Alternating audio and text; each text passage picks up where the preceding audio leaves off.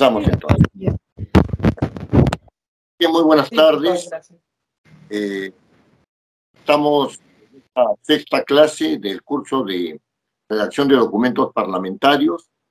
En la clase anterior ya habíamos visto algún acercamiento hacia el tema del control político y los documentos del control político que son necesarios para viabilizar esta función. Desde luego que este primer acercamiento en la última clase es un acercamiento que básicamente se refería a la función de las comisiones, perdón, de las resoluciones legislativas, ¿no? Ya habíamos dado ya algunos ejemplos de cómo las resoluciones legislativas, ¿no? Tenían un acercamiento, digamos, hacia la función de control político. Es decir,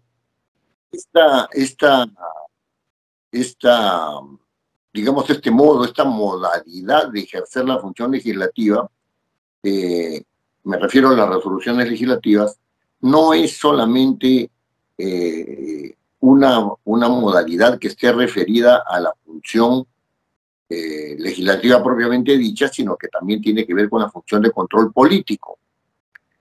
Este asunto es un asunto que tiene que ver más bien con la conclusión de los procesos, ¿no es cierto? La conclusión de los procesos de control político. Me refiero a lo siguiente. Las resoluciones legislativas, ¿no? Que, por ejemplo, ratifican la remoción, la designación en el cargo del Contralor General de la República, ¿no?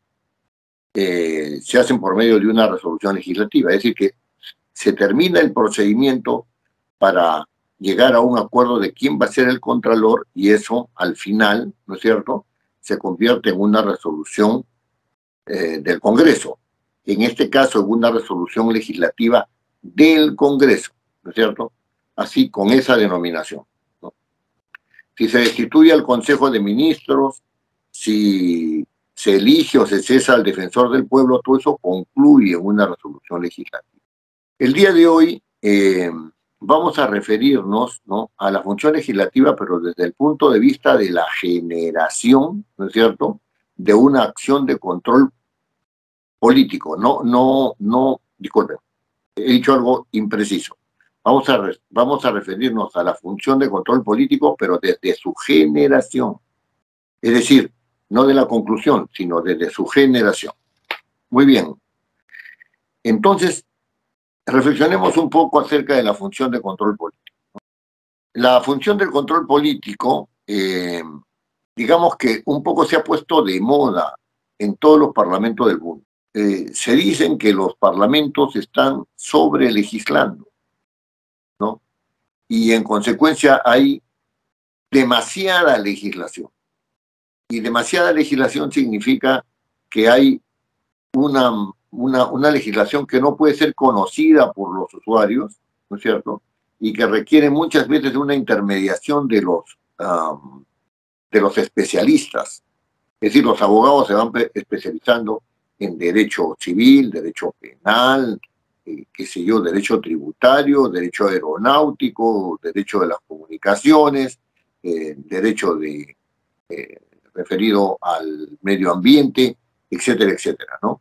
Entonces, ya se ha perdido esto. Entonces hay que dar un frenazo a la función legislativa, ¿no?, y entrar mejor a la función de control político. La función de control político supone que hay una división de poderes, ¿no?, una sujeción a la división de poderes.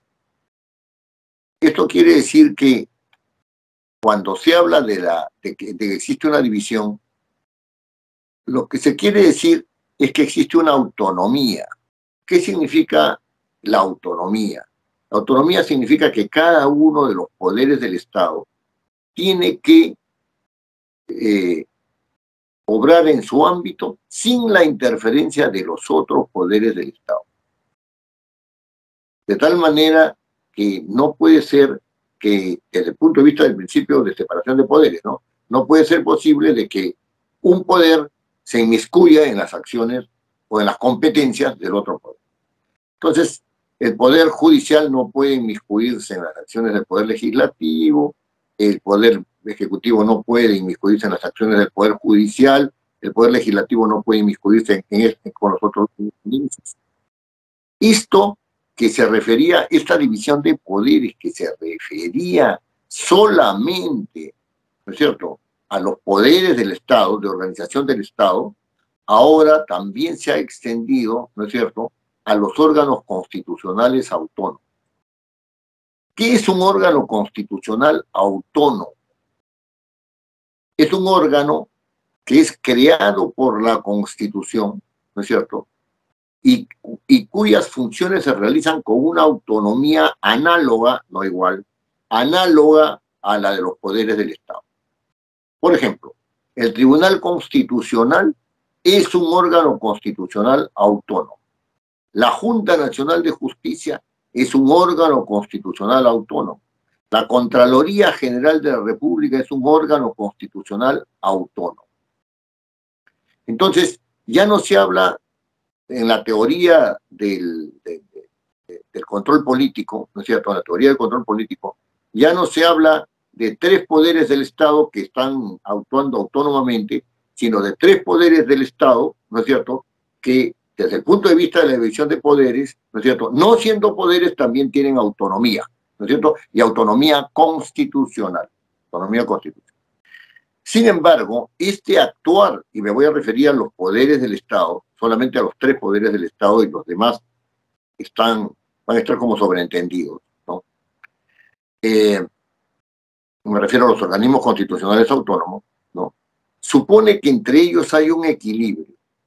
No solamente hay una autonomía, sino un equilibrio en el ejercicio del poder.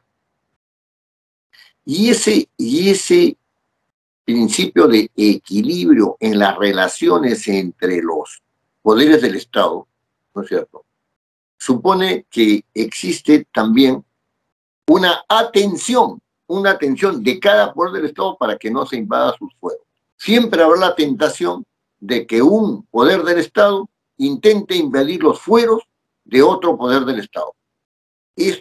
Esta función de control político se da justamente por esta razón, ¿no?, de que hay que estar atentos a que un poder del Estado no ejerza las funciones de otro poder del Estado, no invada su ámbito de competencia y atribución. Bien, este control político, ¿no?, digamos de una manera más reciente, ¿no?, ha sido criticado porque no pueden, según esta concepción de que cada poder defiende su coto, ¿no es cierto?, su ámbito de competencia, ¿no?, supone un criterio de distanciamiento entre poderes del Estado, distanciamiento entre poderes del Estado. Y eso ha sido objeto de una crítica en el sentido de que no puede funcionar el Estado con tres poderes que se creen el Estado mismo, porque cada uno tiene autonomía, ¿no?, sino que en realidad el Estado es uno y tiene tres funciones, ¿no? La función de administrar, que es la del Poder Ejecutivo, la función de legislar y controlar, ¿no es cierto?, que es la del Poder Legislativo, y la función de administrar justicia. Son tres funciones de un mismo poder, ¿no? Esta variación, ¿cierto?, considerando no tres poderes, sino tres funciones, ¿no?, del Estado, ha tenido como consecuencia que se hable de la cooperación entre los poderes del Estado, que haya una interrelación entre ellos, que haya una cooperación entre los poderes del Estado. Entonces la actitud cambia. Ya no defiendo mi propio coto, sino veo cómo el otro poder del Estado, ¿no es cierto?, puede cooperar conmigo, ¿no es cierto?, en la estabilidad institucional,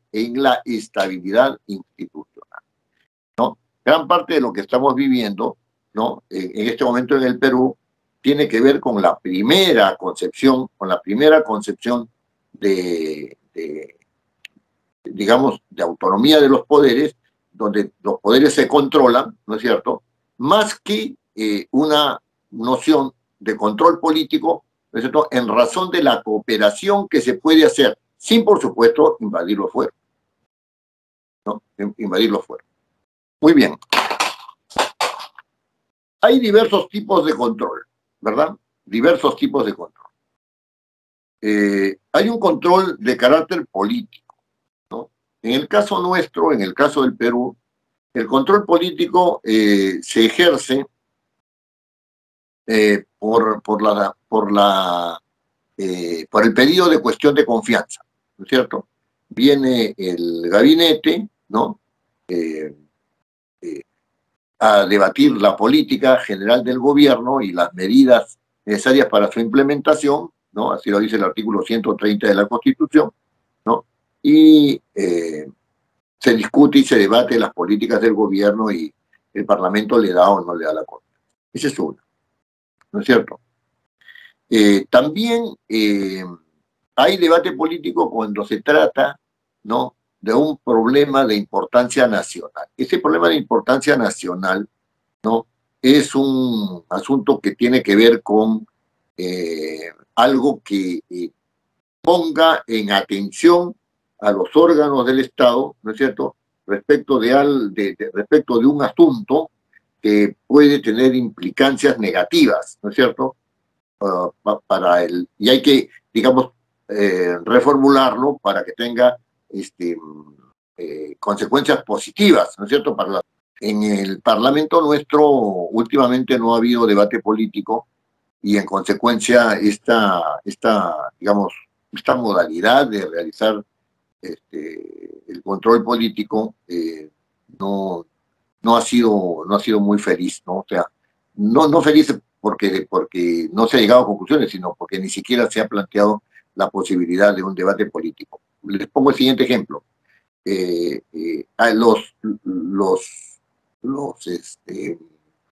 Las comunidades que están alrededor de los asientos mineros, ¿no es cierto?, están dificultando el ingreso de los camiones, etcétera, ¿no?, para cargarlos y sacar la maquinaria, sacar el mineral, ¿no es cierto?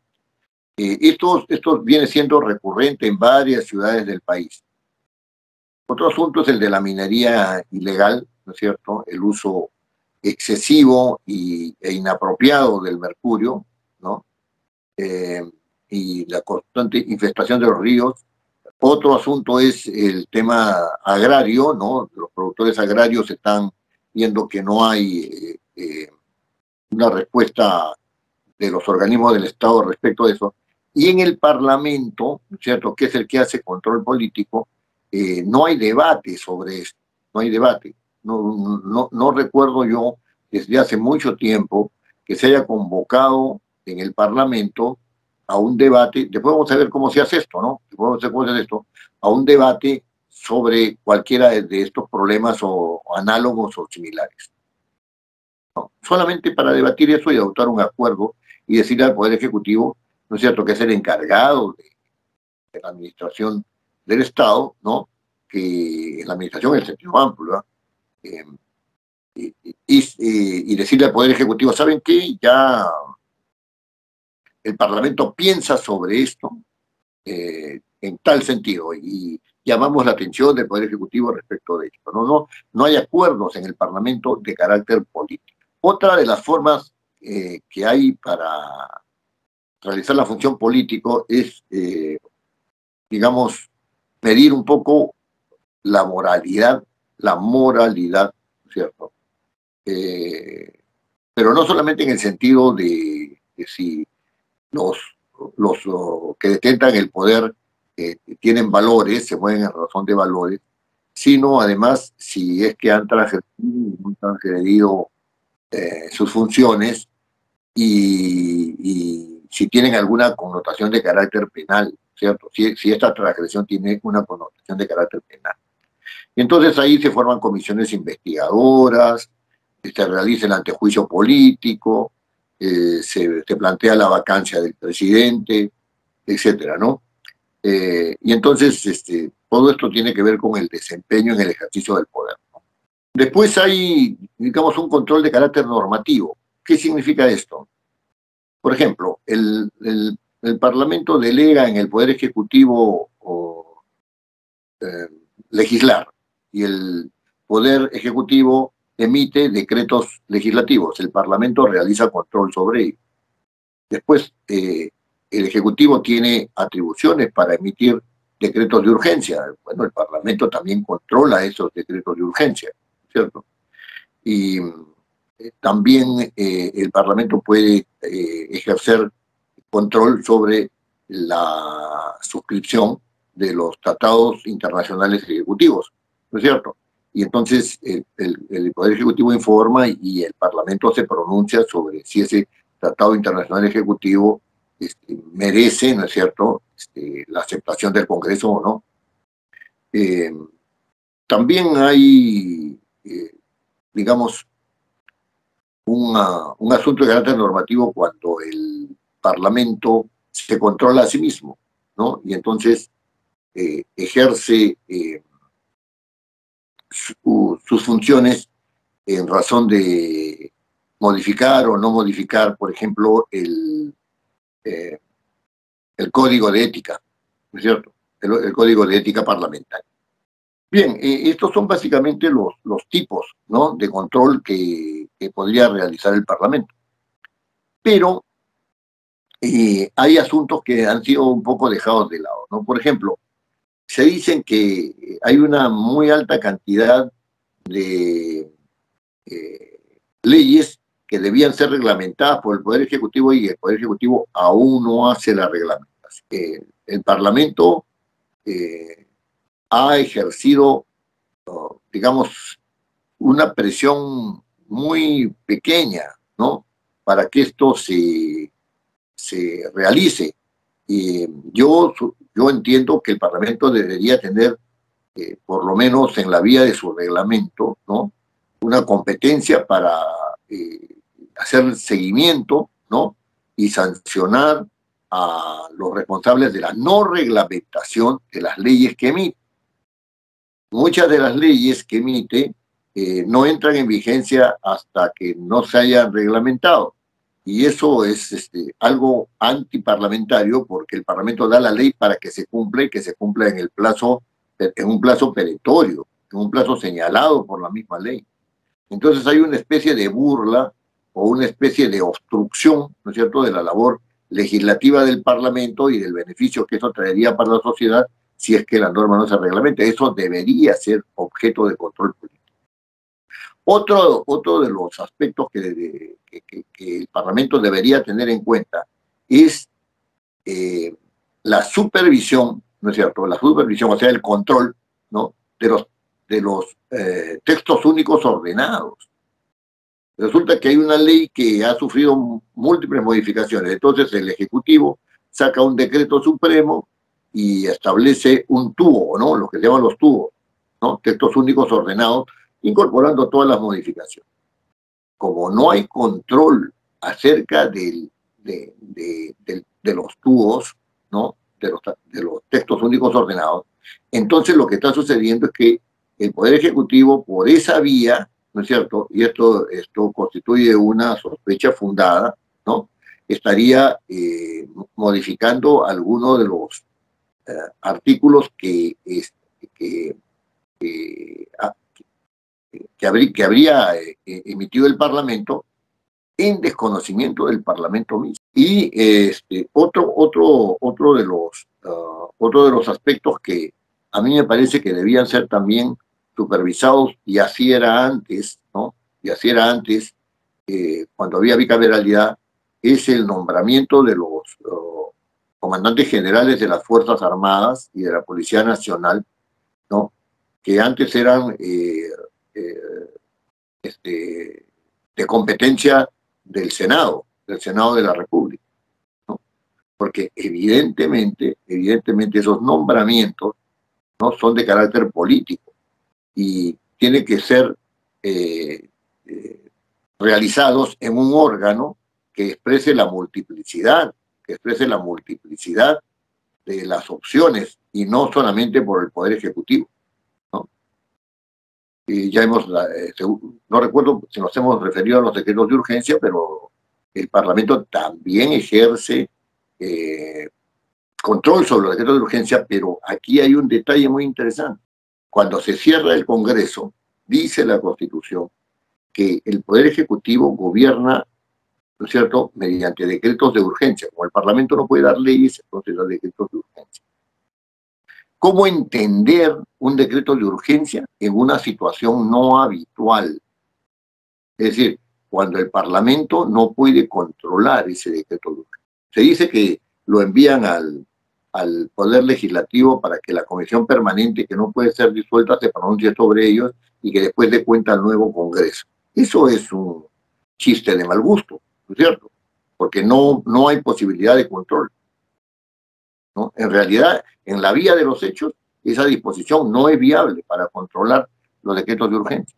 Y por otro lado, habría que decir cómo se entiende que el Ejecutivo dé decretos de urgencia, ¿no es cierto?, habiendo en el 118 un decreto, una atribución del Poder Ejecutivo que dice que los decretos de urgencia tienen que ser dados por razones de carácter económico en situaciones extraordinarias, y solamente sobre asuntos económicos. Entonces, y tienen un carácter excepcional, ¿no? Eso hizo, ¿cómo se relaciona con que el Parlamento esté cerrado? Es una reflexión que todavía hay que realizar, ¿no? Que todavía hay que realizar. Pero bueno, dicho esto, como una primera reflexión sobre sobre el control político, ¿no?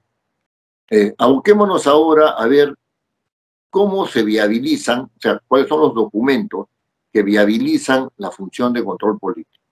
Y en esto hay que poner especial hincapié en esta reunión porque básicamente,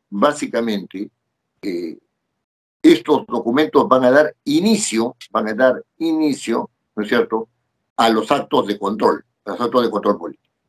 La llamada investidura del Consejo de Ministros, o sea, el planteamiento de la cuestión de confianza, ¿no es cierto?, se inicia con una solicitud del Poder Ejecutivo. El Poder Ejecutivo solicita al Parlamento que convoque a sesión en fecha y hora determinada porque cree conveniente plantear una cuestión de confianza, ¿no es cierto?, respecto de algo que ellos estiman que debe ser objeto de una cuestión de confianza, ¿no? El Parlamento debe involucrarse en esto. Si la rechaza, entonces quiere decir que no está involucrado y puede rechazarla solamente hasta 2 veces, ¿no? Y entonces después viene el cierre del Parlamento. Este es un asunto que tiene que ver en sus inicios solamente con una actitud propia del Poder Ejecutivo. Es una decisión política enviar al Parlamento, ¿no es cierto?, un pedido para presentarse y plantear la cuestión de confianza. Por último, el señor Aníbal Torres presentó una cuestión de confianza, le respondió el Parlamento diciendo que la cuestión de confianza, y estamos en este momento en una incertidumbre respecto a si estuvo bien planteada la cuestión de confianza, si el Parlamento reaccionó adecuadamente frente a este pedido de cuestión de confianza, ¿no? El presidente de la República ha entendido que se trata de una cuestión de confianza y ha resuelto el presidente de la República aceptar la renuncia del premier, ¿no es cierto?, del primer ministro, y a conformar un nuevo gabinete, ¿no? Entonces ha entendido que ha habido una denegación de la cuestión de confianza. Todo eso está, digamos, ahora en el caldero, ¿no? Y sobre ese asunto hay debate, ¿no? En torno a 2 preguntas fundamentales. La primera es si ha habido una denegación de la cuestión de confianza y si el presidente del Poder Legislativo ha actuado convenientemente o no convenientemente respecto del pedido de cuestión de confianza que hiciera el señor Torres.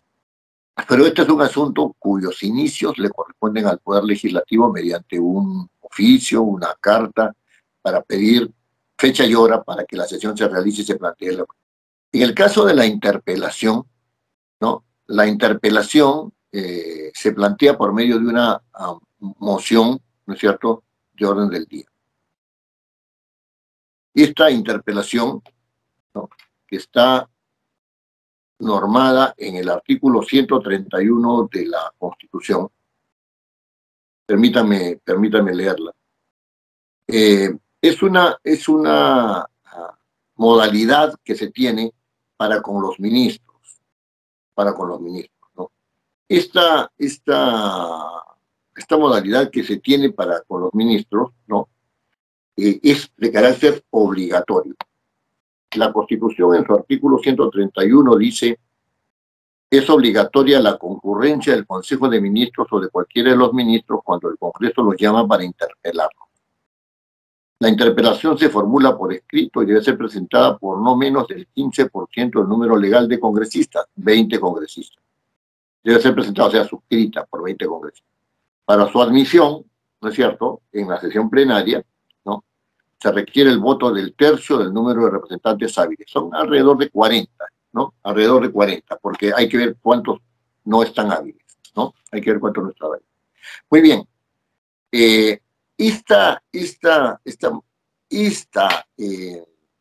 Como ustedes habrán notado, esta interpelación, esta modalidad de control político, ¿no?, que tiene como sujetos de la interpelación a los ministros, ¿no?, se inicia por una moción de orden del día.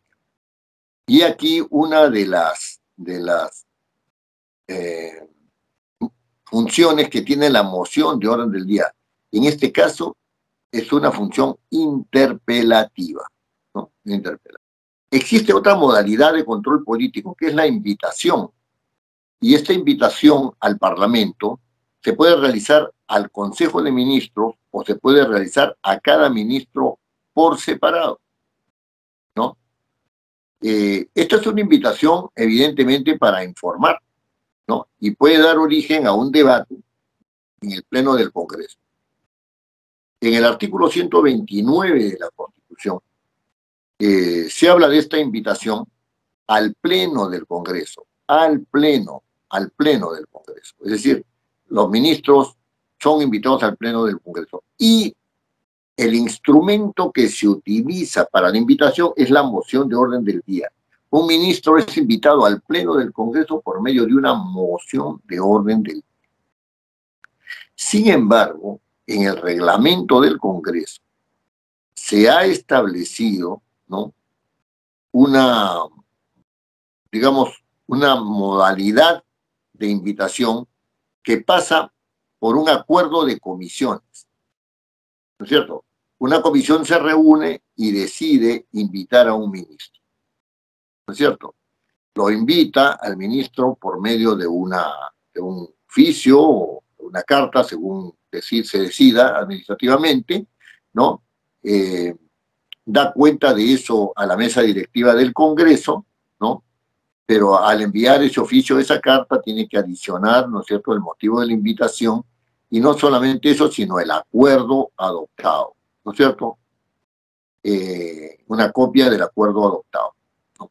Entonces, a mí esto me resultaba un poco, digamos, motivo de reflexión, porque el Parlamento, a través de su reglamento, habría adoptado una modalidad de invitación a los ministros no contemplada en el texto constitucional.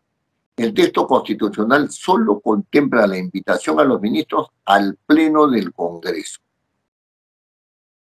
¿Y por qué al Pleno del Congreso?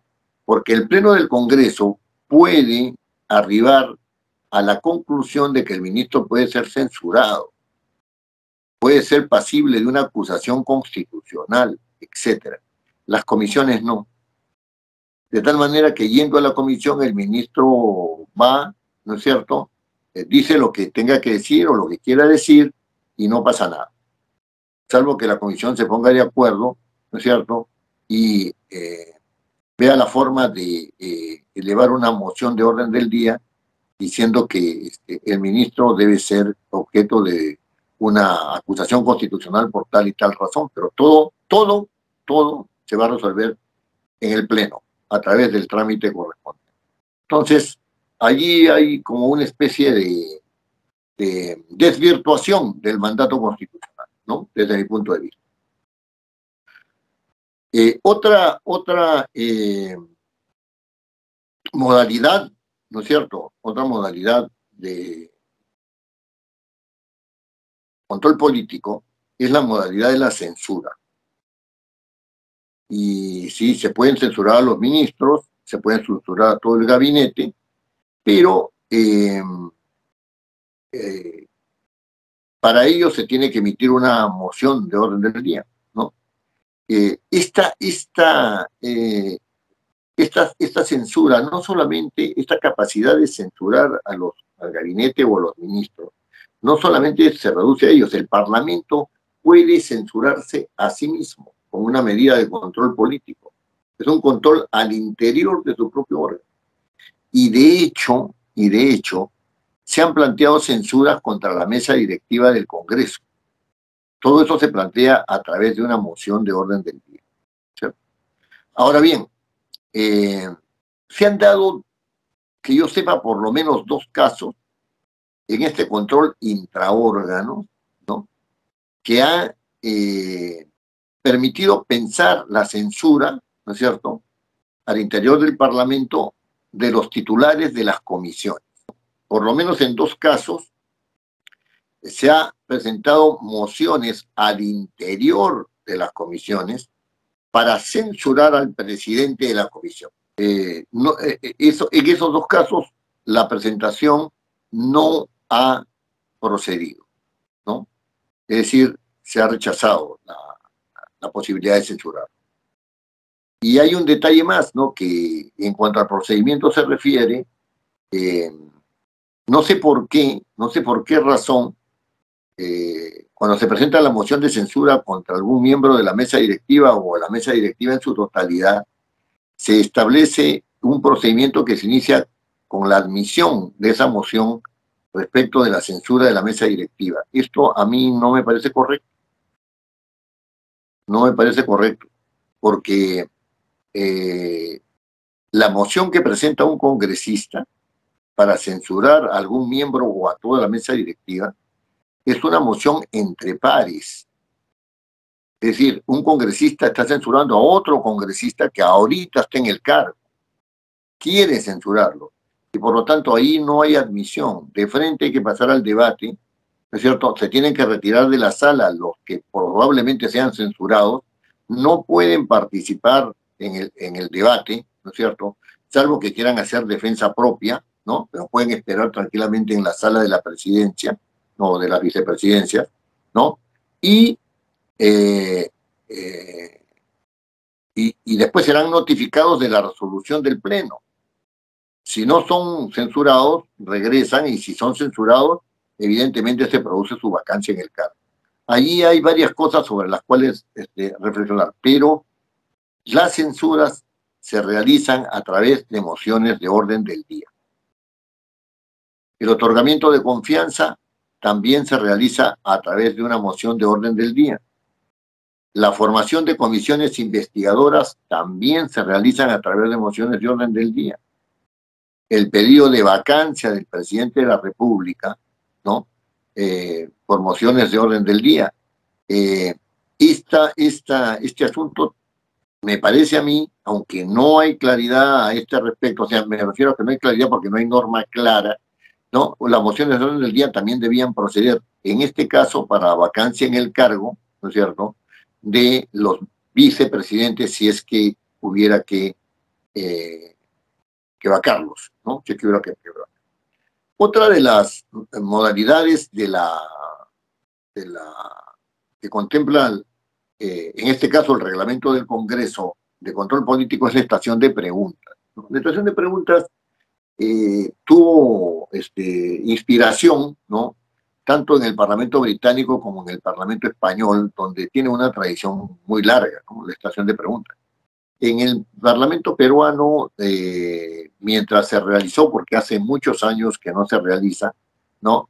Eh, fue una cosa un poco tediosa y se veía como pérdida de tiempo que cada mes vinieran a hacerse preguntas y no propiamente no tenía ningún efecto la estación de preguntas. Entonces se fue dejando de lado, ¿no? Si hubiera que retomarse la estación de preguntas, ¿no es cierto?, de los señores ministros, ¿no? Eh, Habría que hacerlo mediante un oficio, ¿no es cierto?, de invitación, ¿no? O sea, en el reglamento del Congreso no se señala que tiene que haber una moción de orden del día, etcétera, ¿no? Sino que se les dice, se les invita a participar en la estación de preguntas, ¿no? No requiere de una moción de orden del día, ¿no? Después está otra modalidad de control político, son los pedidos de información, ¿no? Los pedidos de información que vamos a ver con algún detalle, ¿no? Después en otra clase, ¿no? Se realizan mediante un oficio que el congresista eh, remite a alguna institución del Estado. Y sobre esto quiero hacer alguna reflexión que después ahondaré, ¿no? Que después ahondaré en otra clase. Los pedidos se dirigen, según nuestro reglamento y según la Constitución también, a los más altos poderes del Estado, ¿no? O sea, los altos dignatarios del Estado. Esto, eh, este oficio, ¿no? De un congresista debe ir dirigido, por lo tanto, a los ministros, ¿no es cierto? Y se comete un error cuando se dirige a funcionarios de menor jerarquía. Los funcionarios de menor jerarquía, cuando reciben ese oficio, responden de que ellos no están obligados a contestarlo, porque la Constitución dice con toda claridad de que son los ministros los que deben contestar, ¿no? Entonces, el pedido queda desairado. Por otro lado, a veces los congresistas envían de manera particular sus pedidos, ¿no? Y no tienen un apoyo institucional. Y entonces lo que hay que buscar es justamente el apoyo institucional, ¿no? Y entonces los pedidos tienen que ser eh, remitidos a través de la oficina de... Hay una oficina en el Parlamento que establece cuáles son los, las modalidades con las cuales se comunica el Parlamento con las otras instituciones fuera del Parlamento, ¿no? Entonces, ahí se hacen los oficios, se hacen las cartas, se hacen las mociones, etcétera, ¿no? Y eso es una oficina que no es una oficina de trámite documentario, es una oficina de redacción parlamentaria, no recuerdo el nombre ahora, ¿no? Pero es una oficina que canaliza con formalidad institucional todos estos pedidos, ¿no? Y otros documentos, y otros documentos. Entonces, ahí tiene que verse con el congresista cuando realiza un pedido, ¿no es cierto? Ese pedido tiene que darle el respaldo institucional y tiene que dirigirlo como se debe al ministro. Ahora, dicen que tienen que responder el ministro en 15 días. Bueno, eso es un asunto que no se cumple generalmente y que tampoco tiene sanción, ¿no? Muy bien. Hay unos informes también que... Este es un asunto que no está claro, ¿eh? El Poder Ejecutivo está obligado, ¿cierto?, a dar ante el Parlamento unos informes sobre la ley de transparencia, ¿no? Sobre cómo se va aplicando la ley de transparencia, en qué estado está, ¿no? La ley de transparencia. Es decir, cómo se están manejando todos estos portales, ¿no? Cuáles son las relaciones respecto de los pedidos que hacen no solamente los parlamentarios, sino los que tienen que ver con los diversos sectores. Y cuando me refiero a ellos, no me refiero solamente a los empresarios, etcétera, pueden ser personas también particulares que hagan algún pedido, ¿no es cierto?, de información. Sobre eso, el Parlamento tiene que ejercer una función de control político, ¿no? Y tiene que recibir informes. ¿no es cierto? Tiene que recibir informes y pronunciarse sobre esos informes. No se hace con regularidad, no se hace con regularidad esta modalidad de control político, ¿no? No se aplica con regularidad. Otra modalidad de control político es la acusación constitucional, ¿no? Y ojo, la acusación constitucional se realiza porque un funcionario del más alto nivel, es decir, los ministros, el fiscal de la Nación, el presidente de la Corte Suprema, el presidente de la Junta Nacional de Justicia, el Contralor General, etcétera, ¿no? Están en el artículo 99 de la Constitución. Permítanme leérselo para que ustedes también lo tengan claro, ¿no? Dice acá con toda claridad, ¿no? Corresponde a la Comisión Permanente acusar ante el Congreso al presidente de la República, a los representantes al Congreso, a los ministros de Estado, a los miembros del Tribunal Constitucional, a los miembros del Consejo Nacional de la Magistratura, a los vocales de la Corte Suprema, a los fiscales supremos, al defensor del pueblo, al Contralor General de la República por infracción de la Constitución o por todo delito que cometan en el ejercicio de sus funciones hasta 5 años después que hayan cesado en esto. Es decir, si una persona, ¿no es cierto?, entiende de que un funcionario público, violando la Constitución, ¿no es cierto?, o está incumpliendo sus funciones, entonces ese funcionario, esa persona natural, cualquier persona, ¿no es cierto?, tiene la posibilidad de enviar al Parlamento una acusación constitucional contra cualquiera de los que son nombrados en el artículo 99 de la Constitución.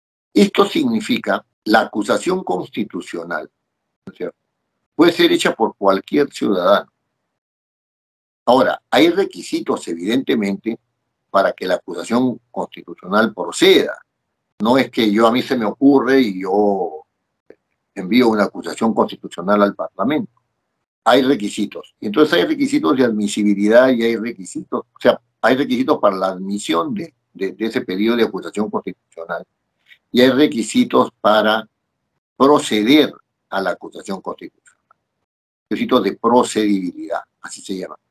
Y sobre eso vamos a tratar también en algún momento en una de las clases que viene, ¿no? Una de las clases que viene. Los tratados ejecutivos internacionales, que son objeto de control por el Parlamento, ¿no? Tratados ejecutivos internacionales, al amparo del artículo 57 de la Constitución. Fíjese, les voy a leer el artículo 56 y el artículo 57 para que ustedes queden claros en ese respecto. Este asunto del control político es ciertamente complejo, ¿no? Fíjese, el artículo 56 dice lo siguiente: los tratados deben ser aprobados por el Congreso antes de su ratificación por el presidente de la República, siempre que versen sobre las siguientes materias: derechos humanos, soberanía, dominio e integridad del Estado, defensa nacional, obligaciones financieras del Estado, otras obligaciones financieras con otros estados, ¿no? También deben ser aprobados por el Congreso los tratados que crean, modifican o suprimen tributos, los que exigen modificación o derogación de algunas de las leyes y los que requieren medidas legislativas para su ejecución. Ese artículo 56 habla de la aprobación de tratados. Fíjense, este es un asunto bien interesante. Para que un tratado tenga vigencia en nuestro ordenamiento, tiene que haber sido suscrito por el presidente de la República o su representante, ¿no es cierto? Su representante. Ahora, si tiene estas materias de las cuales hemos hablado en el artículo 56 de la Constitución, tiene que ser aprobado después por el Congreso. Y después de ser aprobado, recién el presidente de la República, ¿no es cierto?, realiza una acción, ¿no es cierto?, de suscripción del tratado, que es de ratificación, perdón, del tratado, y de esa ratificación ya el tratado entra en vigor. Y de esa ratificación, en el tiempo en que el tratado estipule, entra en vigencia en nuestro ordenamiento. Eso es para los tratados que tienen estas materias: derechos humanos, obligaciones tributarias, si modifican una ley interna, etcétera, etcétera. Pero el control político no se realiza sobre esos tratados, sino sobre los tratados que suscribe y entran en vigencia directamente por participación del presidente. El presidente lo suscribe, ¿no es cierto? Y entran en vigencia en nuestro ordenamiento. ¿Qué dice el artículo 57? El artículo 57 dice: el presidente de la República puede celebrar o ratificar tratados o adherir a estos sin el requisito de la aprobación previa del Congreso en materias, o sea, en los casos no contemplados en el artículo 56. Pero en todos estos casos en los cuales suscribe, debe dar cuenta al Congreso. Allí es donde se realiza el control. Porque lo que suscribe el presidente puede ser lesivo para la nación. Ahí entra el Parlamento. Cuando el tratado dice afecte disposiciones constitucionales, pongan atención en eso, ¿cierto?, debe ser aprobado por el mismo procedimiento que rige para la reforma de la Constitución. Cuando afecte disposiciones constitucionales, debe ser aprobado por el mismo procedimiento que rige la reforma de la Constitución, antes de ser ratificado por el presidente de la República. El control político sobre los tratados es sobre los tratados internacionales ejecutivos. Están al amparo del artículo 57 de la Constitución y que tiene como característica no versar sobre las materias que están en el artículo 56 de la Constitución. Otra de las modalidades son el control de los decretos legislativos. Entonces, te decía yo, por medio de una ley autoritativa, el Parlamento le dice, ¿no es cierto?, al Poder Ejecutivo: tú legislas sobre esta materia. Y le da un tiempo que consta en la misma ley. Es decir, la ley, o sea, la delegación de facultades se da por ley, se da con las materias claramente señaladas y por un tiempo determinado. El Ejecutivo, terminado el plazo, o conforme vaya aprobando, remite todo remite todas las normas, los decretos legislativos que ha expedido, y el Parlamento se dedica a analizar cada decreto legislativo. Sobre este punto, la acción de control, ¿no es cierto?, la acción de control se ha ejercido de una manera, desde mi punto de vista, débil respecto del Parlamento. La Comisión de Constitución, que se encarga de este control político, porque tiene un grupo de trabajo al interior de ella misma, ha dicho que solamente para este caso va a ver si se enmarcan o no se enmarcan dentro de la delegación de facultades. Es meramente formal. Si excede, entonces pasaría a derogarlo. Si no excede, el Ejecutivo tiene la potestad de haber dado eso. Pero esa actitud, ¿no es cierto?, limita el control, porque el Parlamento también debate políticamente, ¿no? Acá se trata solamente de un aspecto formal. Esa es la posición que generalmente se ha adoptado en la Comisión de Constitución, ¿no? La formalidad. Es decir, ¿está dentro del marco? Sí. Entonces pasa. ¿No está dentro del marco? Entonces. Y no han ido al fondo del asunto, ¿no es cierto? Porque en el fondo del asunto, y yo creo que debería ser así, debería irse al fondo del asunto, porque el Poder Ejecutivo puede incurrir en inconstitucionalidades, puede afectar a poblaciones X, Y o Z, porque a él le parece que eso es conveniente para el país o para los grupos, determinados grupos de poder. Sin embargo, ahí no se mete el Poder Legislativo. A mí me parece que esa es una limitación en la acción de control, ¿no? Y después están los decretos de urgencia, ¿no es cierto?, que tienen que ser remitidos necesariamente al Poder Legislativo, ¿no es cierto? El Poder Legislativo los puede modificar y los puede derogar. Entonces, esto es muy interesante porque, fíjense, en el caso de los tratados, ¿no es cierto?, los tratados son objeto de un dictamen, y ese dictamen da lugar a una resolución legislativa de aprobación del tratado, o una resolución legislativa, ¿no es cierto?, de aceptación de los tratados internacionales ejecutivos. Pero son resoluciones legislativas. Ahora, en el caso de los decretos legislativos y los decretos de urgencia, ¿no?, esto puede dar lugar a una ley, porque si yo voy a modificar un decreto legislativo, ¿no? Entonces tengo que dar una ley. Si no estoy de acuerdo con el decreto legislativo y lo quiero derogar, tengo que dar una ley. Y si quiero modificar o derogar un decreto de urgencia, tengo que dar una ley, porque el decreto de urgencia tiene rango de ley. ¿Se dan cuenta? Las acciones de control político, pueden dar lugar, ¿no es cierto?, a acciones de carácter legislativo, ¿no? En estos casos, así se demuestra. Después, sobre el régimen de excepción, hay un control sobre el régimen de excepción. ¿Qué cosa decir? El estado de sitio no puede mantenerse indefinidamente, ¿no es cierto? La ampliación del estado de sitio, le corresponde al Parlamento. No estoy hablando de estado de emergencia, ¿no? Estado de sitio. Está contemplado en la Constitución. Cuando se amplía el estado de sitio, ¿no? Cuando se amplía se tiene que dar una resolución legislativa. Si el Parlamento dijera, ¿saben qué? El estado de sitio ya debe finalizar, puede dar una resolución legislativa declarando, ¿no es cierto?, que ha finalizado el estado de sitio. También lo puede hacer. Pero todas estas son acciones de control político. Y ahora quiero pasar a algo que ciertamente es un debate, ¿no? Ciertamente es un debate. En el reglamento del Congreso,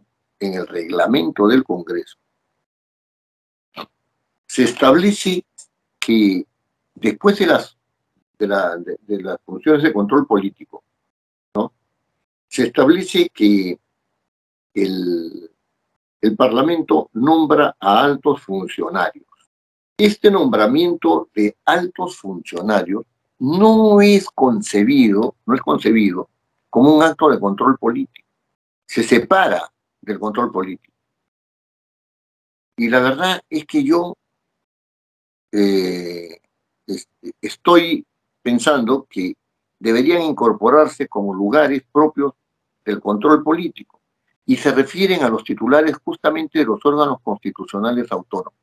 Este punto es un punto que tenemos nosotros que mirar con atención, porque, por ejemplo, el Parlamento, a través de la Comisión Permanente, ¿no?, puede designar y remover al Contralor General.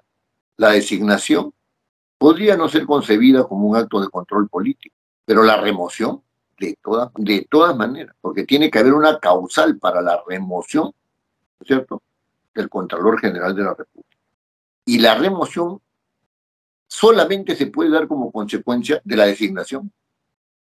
Entonces, la designación y la remoción, ¿no es cierto?, y la remoción del Contralor General de la República son actos de control político. Actos de control político que el Parlamento ejerce sobre ese organismo constitucional autónomo, que en este caso es la Contraloría. ¿Cómo lo hace? ¿Cómo lo nombra? O sea, ¿cómo lo designa y cómo lo nombra? A través de una resolución legislativa. Eso ya nos hemos ocupado en la clase anterior, ¿no? A través de una resolución. Lo mismo pasa por ejemplo, la ratificación del superintendente de banca y seguro. La ratificación ¿de qué? De la designación, ¿cierto? La ratificación de la designación, ¿no?, del presidente, del superintendente, perdón, de banca y seguro y administradora de fondos de pensión. Ratifica su nombramiento. ¿Quién realiza el nombramiento? El presidente de la República. ¿Quién lo ratifica? ¿Puede removerlo el Parlamento? Sí puede removerlo. Esa es una acción de control político, que es análoga, ¿no es cierto?, que es análoga a la del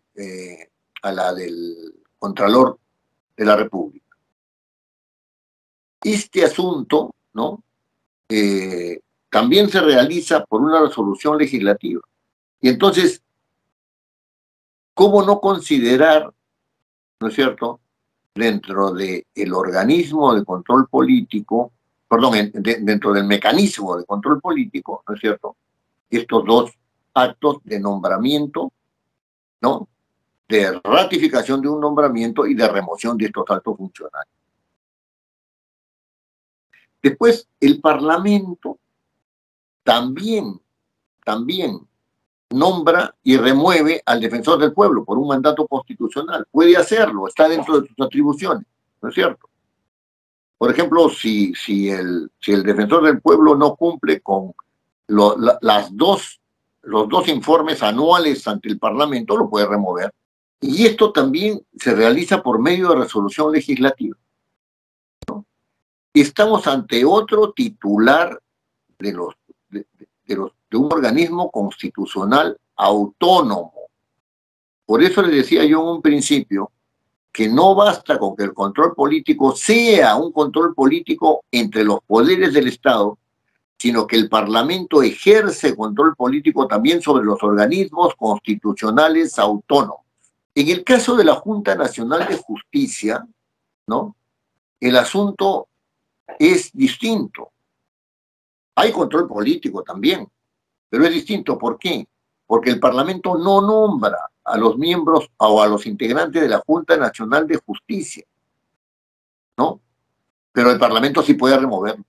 El Parlamento sí puede removerlos. Díganme ustedes si esto no es un acto de control político.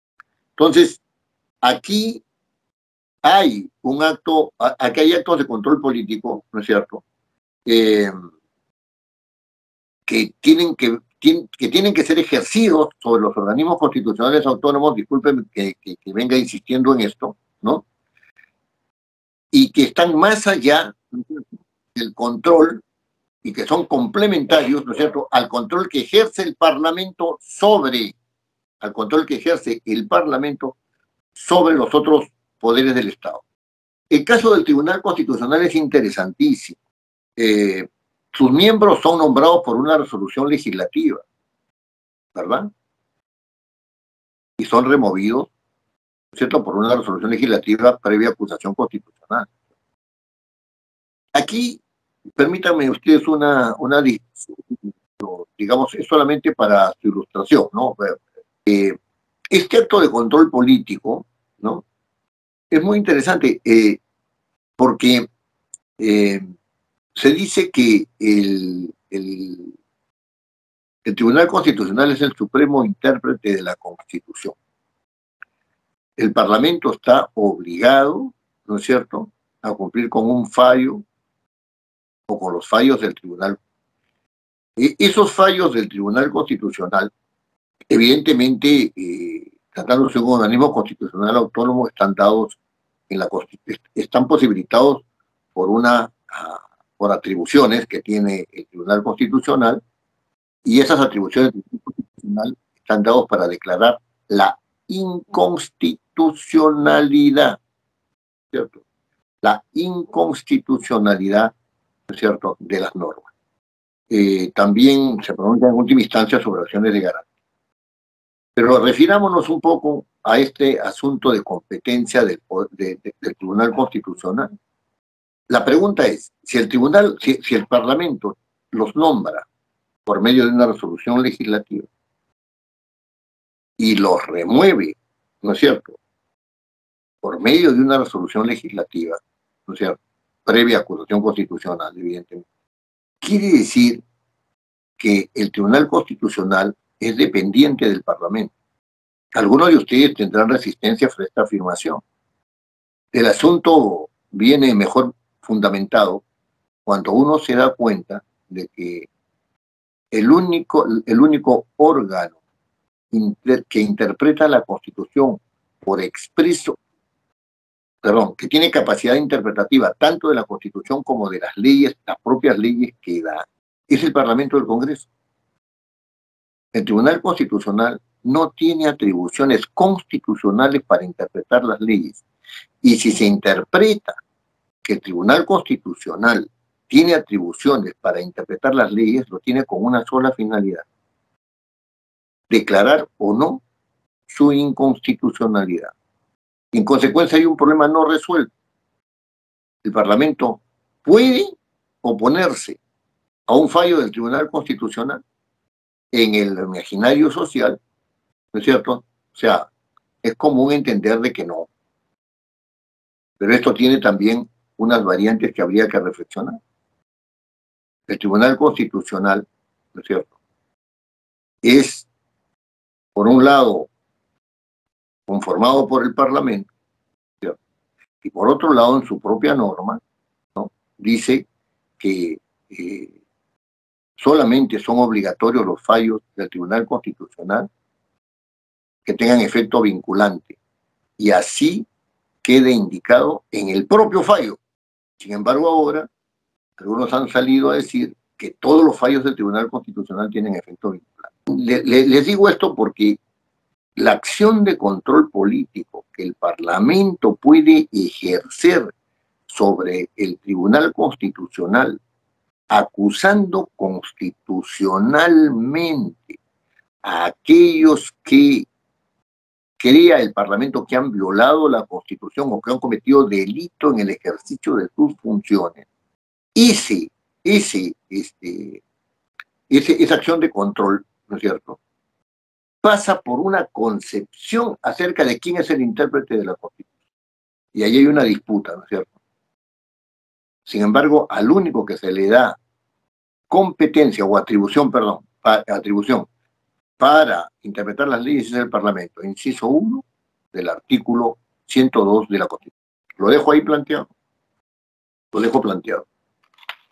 Entonces, este punto, ¿no es cierto?, del control político nos ha hecho recorrer, ¿no es cierto?, prácticamente todas las instituciones de control político del Parlamento, ¿no?, y nos hemos dado cuenta de que las mociones de orden del día tienen una preeminencia, ¿no es cierto?, en el inicio del control, que los pedidos también dan origen a acciones de control, ¿no?, que los dictámenes, ¿no es cierto?, pueden ser también de control político, porque así lo establece el reglamento del Congreso.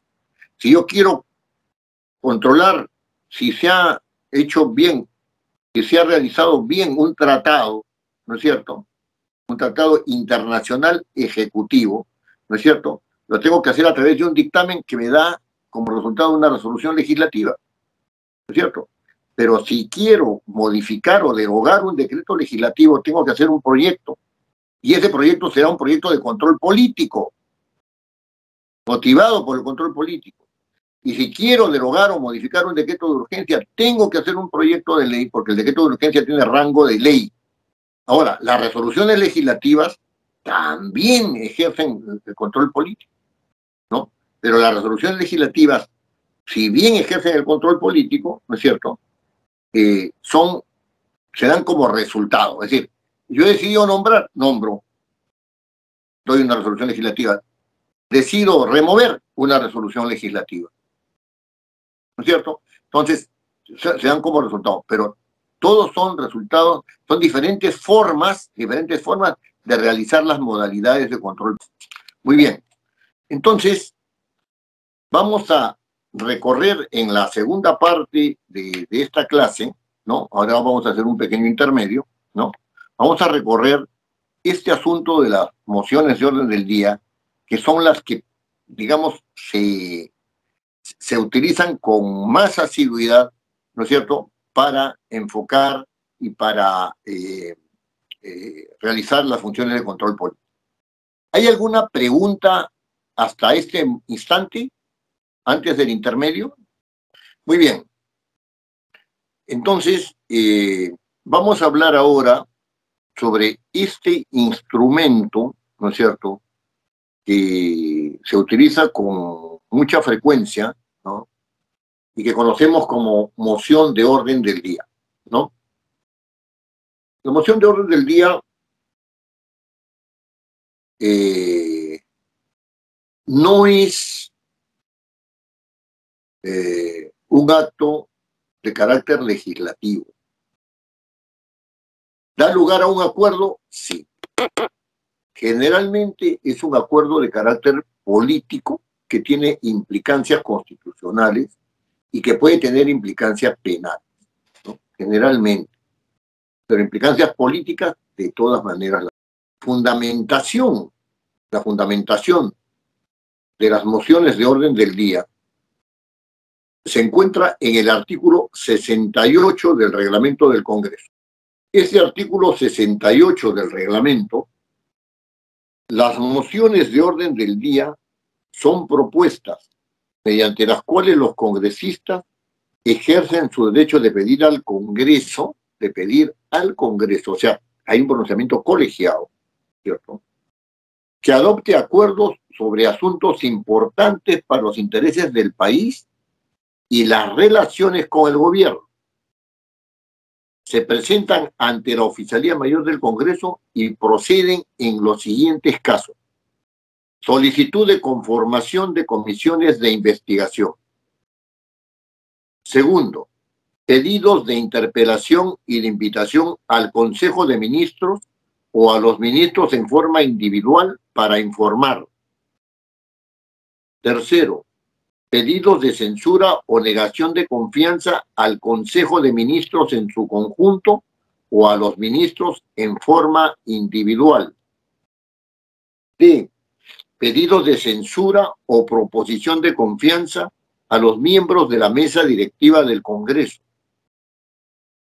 E, pedidos para que el Pleno se pronuncie sobre cualquier asunto de importancia nacional. Y F, las proposiciones de vacancia de la Presidencia de la República por la causal prevista en el inciso 2 del artículo 113 de la Constitución Política, incapacidad moral permanente, ¿no? Después vienen aspectos procedimentales, ¿no? Entonces, estas son las materias, ¿no es cierto?, sobre las cuales puede versar una moción de orden del día. La moción de orden del día, en razón justamente de este artículo 68 del reglamento del Congreso, tiene una primera parte que es una fórmula introductoria. Una fórmula introductoria. Ustedes tienen ahí su formato de moción de orden del día, ¿no es cierto? Es una fórmula introductoria. Y esa fórmula introductoria tiene que contener, ¿no es cierto?, una referencia al artículo 68 del reglamento del Congreso.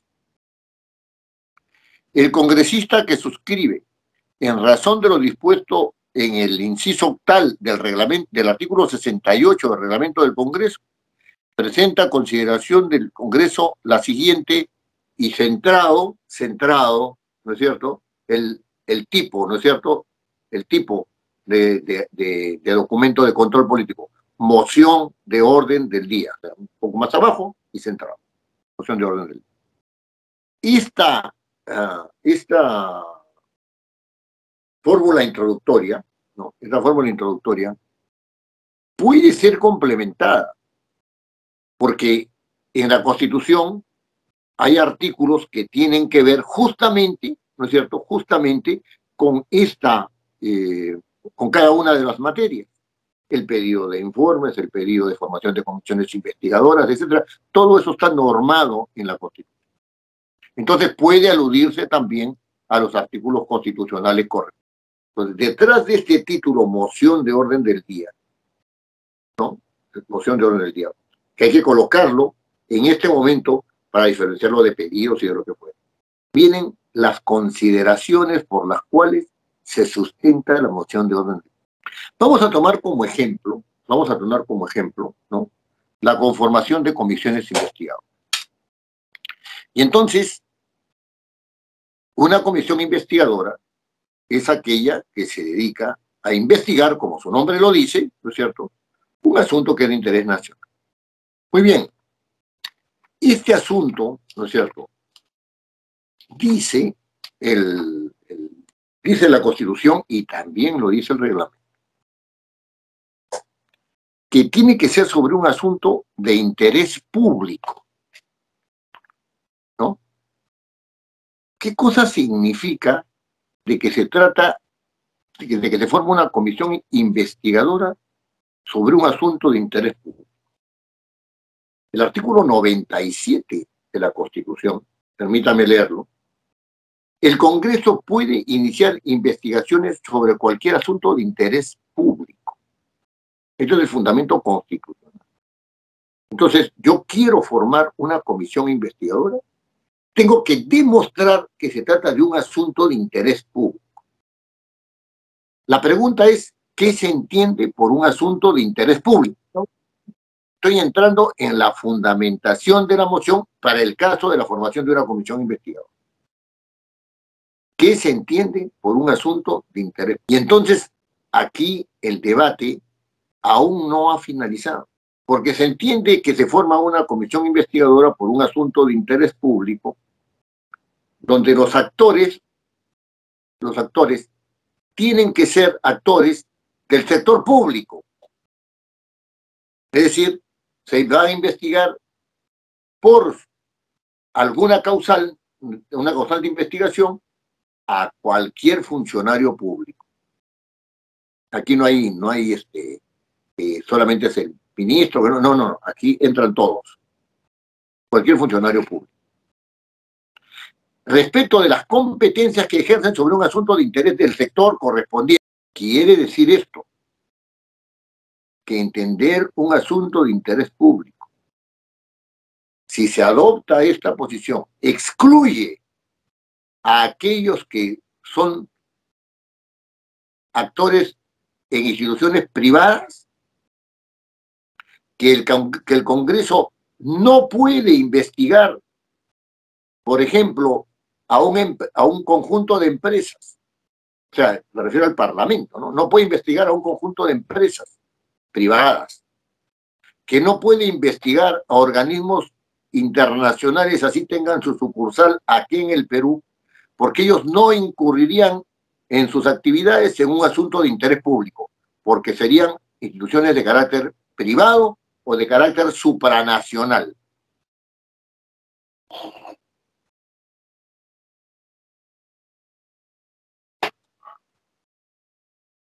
¿Es esto lógico? La minera X vierte sus residuos, ¿no es cierto?, ¿no?, sobre varios ríos que están a su alrededor, ¿no?, y los contamina. Hay un derrame de petróleo que afecta un río como el Putumayo, ¿no es cierto? Hay un vertedero de droga, en el sentido de que hay una fábrica de transformación ahí de droga, de la coca, ¿no es cierto? Y también lo vierten al río Putumayo.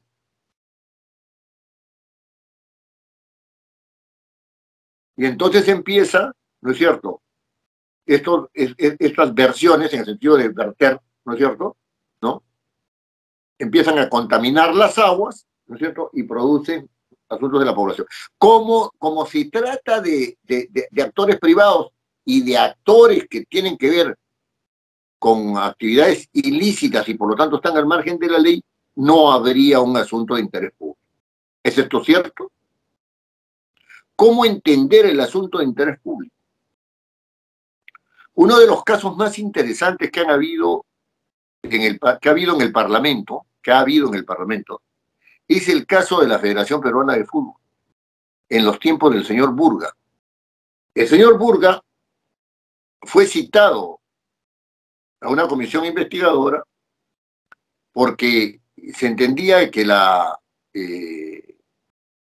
Federación Peruana de Fútbol, ¿no es cierto?, estaba realizando actos reñidos con el manejo de los fondos, de fondos públicos, ¿no? Y que tenían que ver esto con consecuencias que tendría que ver sobre los clubes, etc. Era un problema bien complicado. John Burga dijo que no iba a ir porque el Perú estaba anexado a la FIFA y que de ninguna manera ese organismo supranacional le permitía a él, y que ese organismo supranacional le permitía a él una cobertura que lo sacaba de la jurisdicción nacional. ¿Había un asunto de interés público? Al parecer, la comisión investigadora entendía que sí, pero el señor Burga decía que los alcances de la disposición constitucional no le llegaban a él porque él pertenecía a una organización supranacional estaba bajo el amparo de la FIFA. Caso similar había pasado en Brasil. Y entonces las autoridades brasileñas dijeron, bueno, muy bien, si usted pertenece a un organismo supranacional y no puede estar dentro de las leyes brasileñas, entonces usted no va a poder utilizar ni la bandera brasileña, ni las camisetas propias de Brasil, ni va a poder concertar eventos internacionales con la selección brasileña, ni cosa por el estilo. Y ese mismo criterio adoptó la comisión y el señor Burga fue a parar dentro de la comisión. Yo no sé cuáles son los resultados de la comisión, pero este caso, y hay otros más por ahí, pone en tela de juicio que se entienda que un asunto de interés público para conformar un asunto de una comisión investigadora, sea un asunto exclusivo de los actores del Estado. Y ese asunto exclusivo de los actores del Estado, ¿no es cierto?, no está en razón de si ejercen bien o mal sus funciones, si está en razón de cómo se afecta, y ese cómo se afecta también es un asunto de los privados, de manera tal que los organismos privados, empresas o lo que fuere, pueden ser llamados por el Parlamento, porque ellos también realizan sus acciones teniendo incidencia en amplios sectores de la población, y esa incidencia es significativa para constituir un asunto de interés público. Sigue diciendo aquí que es obligatorio comparecer por requerimiento ante las comisiones encargadas de tales investigaciones bajo los mismos apremios que se observan en el procedimiento judicial. Eso es un asunto de procedimiento. No, eso no tiene por qué ir en la fundamentación del pedido, ¿no es cierto?, de la formación de una comisión investigadora.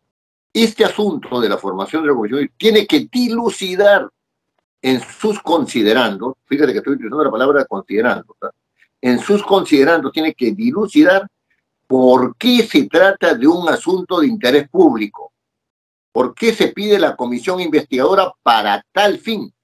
Ese es un asunto fundamental. Si eso es así, yo tengo que elaborar mi argumentación, ¿no es cierto?, considerando que el artículo 68 de la Constitución, que el artículo 97 que el artículo 97 de la Constitución, que el artículo 68 del reglamento del Congreso, esa es la base legal, ¿no? Considerando que, ¿cierto?, considerando además que, y otra consideración, ¿no es cierto?, referida al problema que se quiere afrontar políticamente desde el punto de vista de la constitución de una comisión investigadora.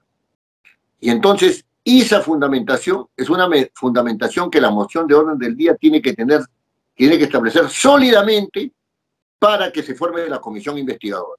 Como para que se forme la comisión investigadora, hay que fundamentar también, en este caso a través de considerando que, ¿no es cierto?, 1, 2, 3, 4, 5 considerando, ¿no?, para la invitación a los ministros, para la censura del Consejo de Ministros, para el otorgamiento de la denegación o de la denegación o la confianza al Consejo de Ministros, la censura o confianza a la mesa directiva del Congreso para un asunto de importancia nacional, etcétera, y para la vacancia del presidente de la República. Justamente, con ocasión de la moción de vacancia que estuvo, y creo que está, la vacancia del señor presidente de la República, que está impulsando el señor Málaga, ¿no?, el señor Málaga, congresista Málaga, él había fundamentado la vacancia de la mejor manera que había podido, ¿no es cierto?, en el buen sentido de la palabra, ¿no?, de la mejor manera que había podido, ¿no es cierto?, pero encontró un asidero mayor cuando la señora fiscal de la Nación, ¿no?, puso a su disposición información a través de la denuncia que le hiciera al presidente Castillo y que enviara al Parlamento. Entonces él incorporó parte, ¿no es cierto?, de esta información de la acusación de la señora fiscal de la Nación, la incorporó en su moción de vacancia del presidente de la República. Y esto tiene que ser incorporado, ¿no es cierto?, como considerando. Ahora, dado que la fundamentación puede tener una forma de considerandos o puede tener otra forma, ya no hay obligatoriedad en esto, ¿no es cierto? Se hacía así antes, o sea, se ponían considerando, pero ahora lo que interesa es la fundamentación y entonces en esta parte, ¿no es cierto?, se dan los fundamentos y después se concluye en que si hay en el pedido correspondiente, ¿no? Se concluye en el pedido correcto. Después de esta fundamentación, ¿no?, puede realizarse la propuesta. La propuesta tiene una fórmula introductoria. La propuesta misma tiene una fórmula introductoria. Considerando tal cosa, ¿no es cierto?, propone a consideración del Congreso la siguiente moción de orden del día. Esa es la fórmula introductoria, ¿no? Propone a consideración del Congreso la siguiente moción de orden del día. También se pueden presentar mociones de orden del día ante la Comisión Permanente, ¿no? Y ahora último, como les decía con anterioridad, se presentan también mociones en las comisiones, ¿no? Este tipo de mociones, por ejemplo, para vacar al presidente, ¿no?, para removerlo del cargo al presidente de la comisión. Muy bien. El Congreso de la República, ¿no es cierto?, la fórmula del acuerdo, ¿eh?, la fórmula del acuerdo. El Congreso de la República o la Comisión Permanente acuerda, no es ha dado, no es ha resuelto o resuelve, sino el Congreso de la República acuerda. Esta fórmula del acuerdo supone una opción, ¿no es cierto?, que es diferente a la de las normas, que es diferente a la aplicación, ¿no es cierto?, de normas de control político. ¿Por qué? Porque en el debate va a haber votación, ¿no es cierto? Y estas mociones de orden del día, ¿no?, estas mociones de orden del día, necesariamente tienen que tener una votación mayoritaria y en algunos casos hay una votación calificada, ¿no? Cuando uno dice que el 15% para que entre una moción de censura, ¿no? Entonces, esta es una votación calificada en favor de las minorías, ¿no? En favor de las minorías. Entonces, ese asunto, ¿no?, ese asunto supone que están privilegiando el acuerdo político. Por eso se dice, el Congreso de la República acuerda. Están privilegiando el acuerdo político. La fórmula acordativa, porque así habría que decirlo, ¿no? La fórmula del acuerdo siempre va en modo infinitivo. Infinitivo, es decir, es el verbo no conjugado. Por ejemplo, crear, infinitivo, la comisión investigadora, etcétera. Y ahí viene el título. Ojo, en el caso de las comisiones investigadoras, la fórmula que se utiliza es crear la comisión investigadora sobre, ¿no es cierto? Ese sobre debe ser especificado con el asunto de carácter nacional, no con un asunto de carácter particular ni individual. Hace unos años, no muchos, se creó una comisión con el nombre del señor Belaún del Ocio, una comisión investigadora de las actividades del señor Belaún del Ocio. Ese no es el tema. Ese no era el asunto de importancia nacional, no era un asunto de carácter público. El señor Belaún del Ocio, él es una persona. Se descubrió que había una red que trabajaba con los gobiernos regionales y que había tenido incidencia en el Cusco, que había tenido incidencia en Ancash, que había tenido incidencia en algunos gobiernos locales de acá, de Lima, etcétera, etcétera, ¿no?, bajo la misma modalidad. Entonces el asunto no era el señor Belaún del Ocio, sino el asunto era cómo se había desfalcado, ¿no es cierto?, a gobiernos regionales, ¿no es cierto?, con una modalidad X. Entonces, esa comisión se llamaba la Comisión Belaún del Ocio, mal llamada Comisión Belaún del Ocio, porque el señor Belaún del Ocio no es un objeto de carácter nacional ni público. No es un asunto de carácter público, sino su actuar, ¿no es cierto? Y él trabajaba ahí con un grupo de personas, no trabajaba solo. Entonces, lo que debe continuar a la comisión, en la formación de la comisión, es el asunto que preocupa. los que estén involucrados en ese asunto serán llamados por la comisión. Esta moción de orden del día, ¿no es cierto?, tiene que establecer el acuerdo iniciándose con un verbo en infinitivo: crear, ¿cierto?, invitar al ministro, ¿no?, otorgar la confianza, otorgar la confianza, ¿no es cierto? Pero, y puede ser censurar también, ¿no es cierto?, o vacar al presidente de la República. Pero, ¿qué sucede cuando se trata de un asunto de carácter nacional?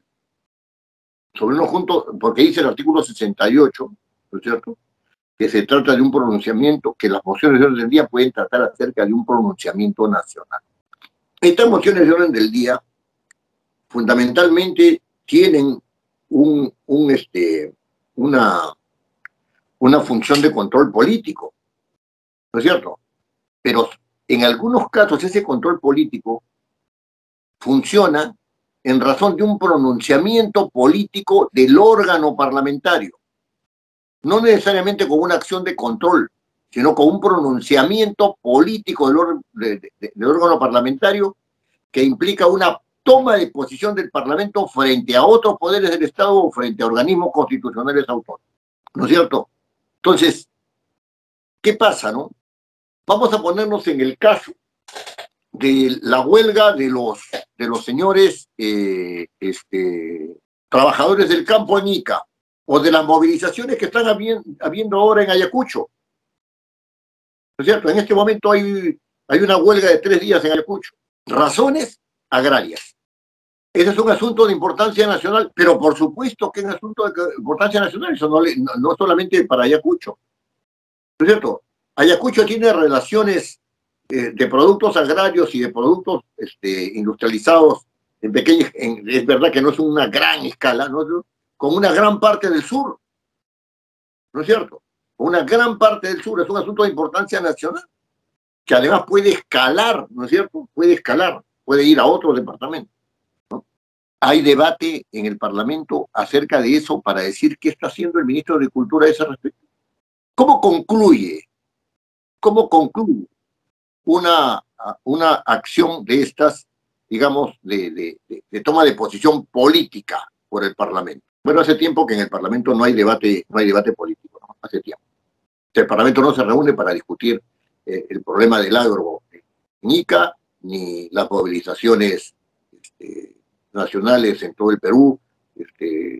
No se reúne para discutir acerca del problema, discutir eso, no es actividad legislativa, no es actividad de control político específicamente, es una discusión donde va a ir una toma de control político. ¿Cómo concluye? Pueden concluir en instar al Poder Legislativo, ¿cierto? Al Poder Ejecutivo, perdón, instar al Poder Judicial, porque lo pueden instar, de lo que está impedido es el parlamentario de abocarse a causa pendiente, a una causa determinada, causa pendiente, ¿no?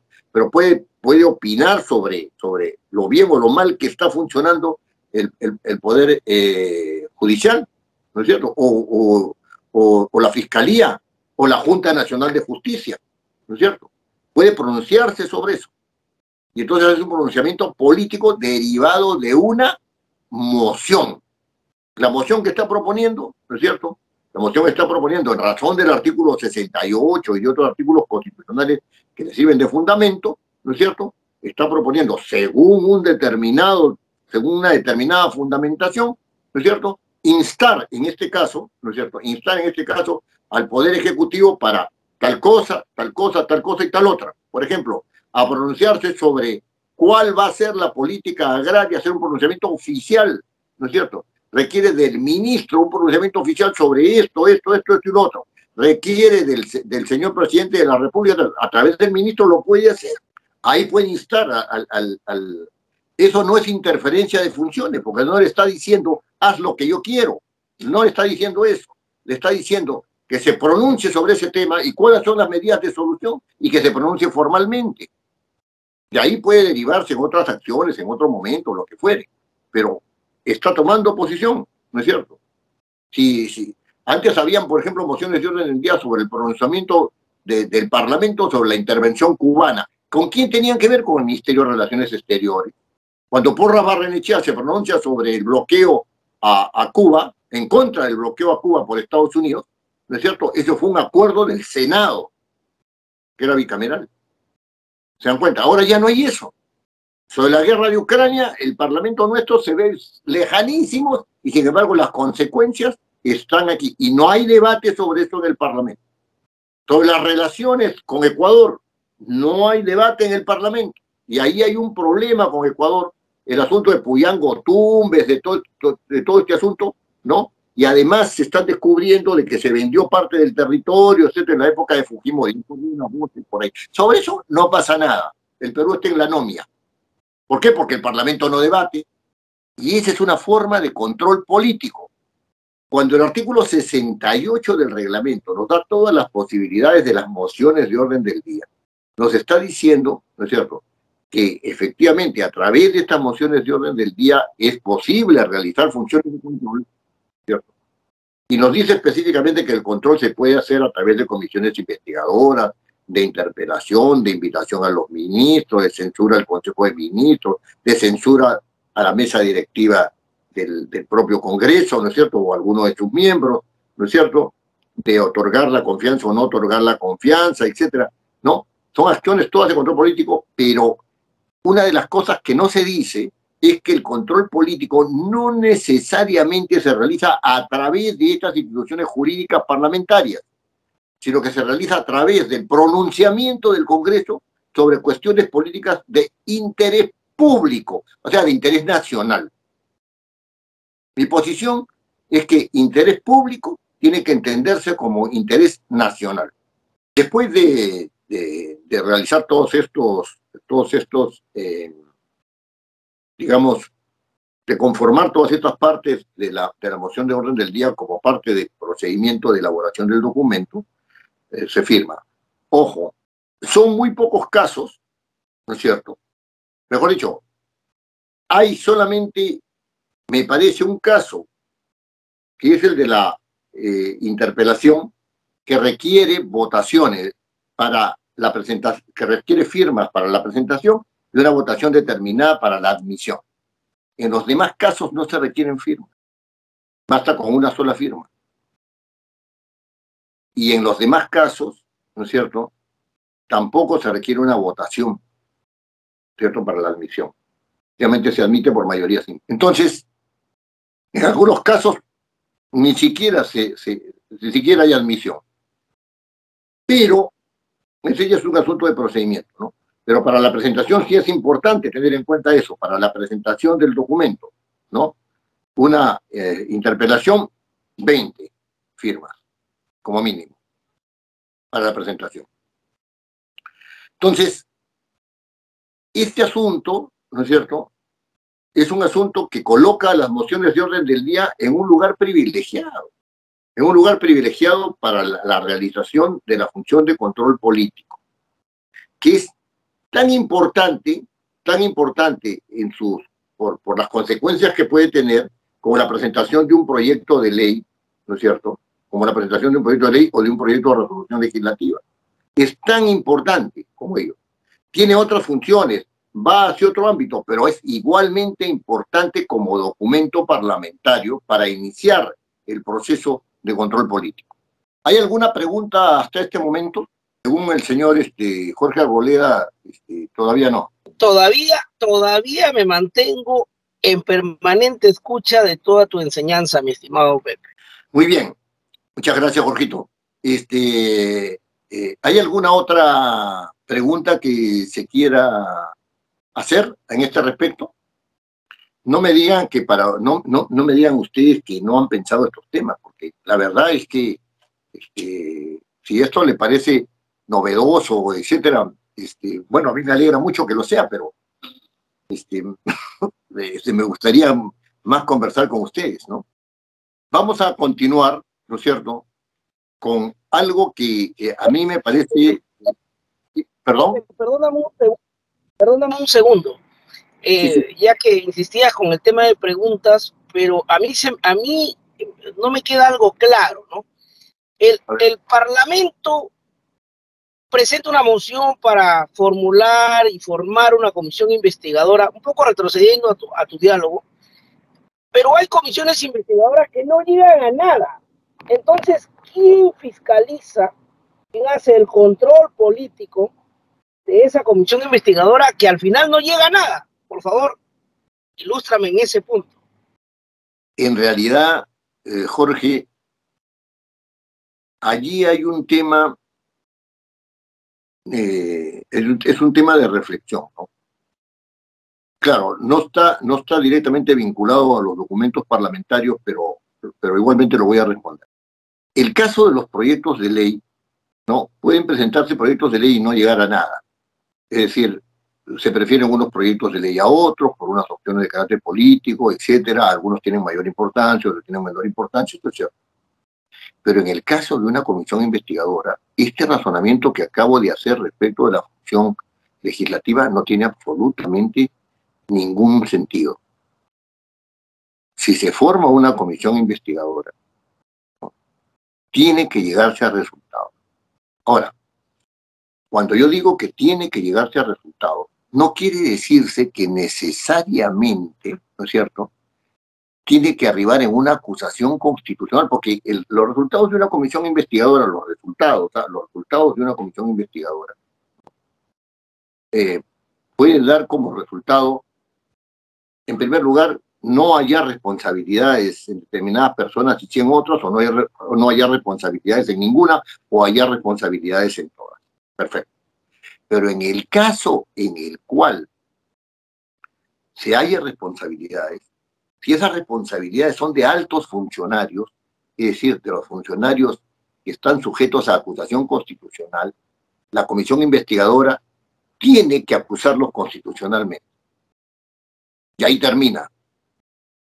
En el otro caso, tiene que elevar los actuados, ¿no es cierto?, a la Fiscalía de la Nación. Entonces, y a la Fiscalía de la Nación que corresponda, no al fiscal de la Nación, no al fiscal de la Nación, sino a la Fiscalía que corresponda, porque estos no están al amparo, ¿no es cierto?, estos no están al amparo de la acusación constitucional, estos funcionarios de segundo nivel, ¿no?, que no están contemplados en el artículo 91. La pregunta que uno tiene que hacerse en este respecto es: ¿qué poder tiene el Parlamento? ¿No es cierto?, que dependa de una comisión investigadora. Y desde mi punto de vista no tiene ninguno. Tiene un poder debilísimo en todo caso de acusar constitucionalmente a aquellos que encuentre como violadores de la Constitución o como presuntos delincuentes en el ejercicio de la función pública. Hasta ahí llega. ¿Cuál es el poder? ¿Qué poder de sanción tiene una comisión investigadora? Ninguno. Porque si se va hasta el otro lado, es el Poder Judicial el que va a determinar si esa persona es culpable o no, y ahí queda. Pregunta: ¿vale la pena formar comisiones investigadoras en el Parlamento? Bajo esa premisa, no. Bajo esa premisa no, pues.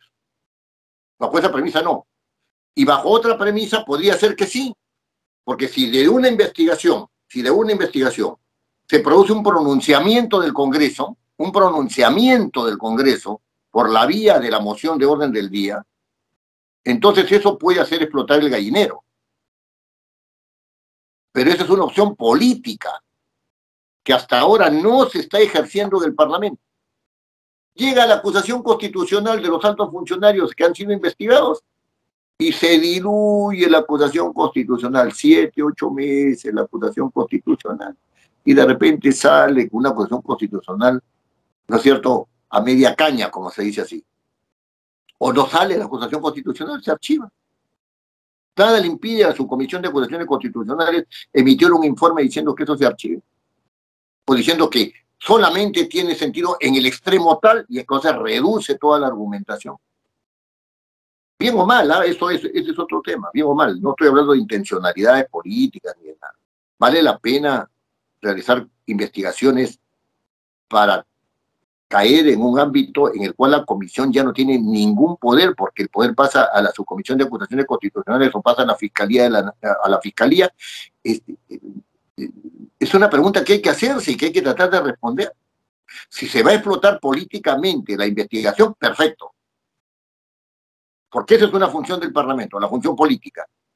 Y tiene la moción de orden del día para adoptar un acuerdo en base a esa investigación, me parece perfecto. Pero no se está haciendo. El Parlamento no tiene jurisdicción y el Parlamento, porque no es un ente jurisdiccional, evidentemente, y el Parlamento, por otro lado, ¿no es cierto? La comisión investigadora, por otro lado, no tiene ningún peso ni ninguna atribución que pueda sancionar directamente o proponer una sanción al Pleno del Congreso, ¿no? Entonces, allí, fíjese, el tratamiento de las comisiones investigadoras tiene que ser reformulado. Yo soy partidario de que hayan comisiones investigadoras, pero la fortaleza del Parlamento está en que derivada de la investigación, el Pleno del Congreso pueda pronunciarse en un sentido u otro respecto de los implicados, aun cuando tengan derecho a la acusación constitucional, pronunciarse.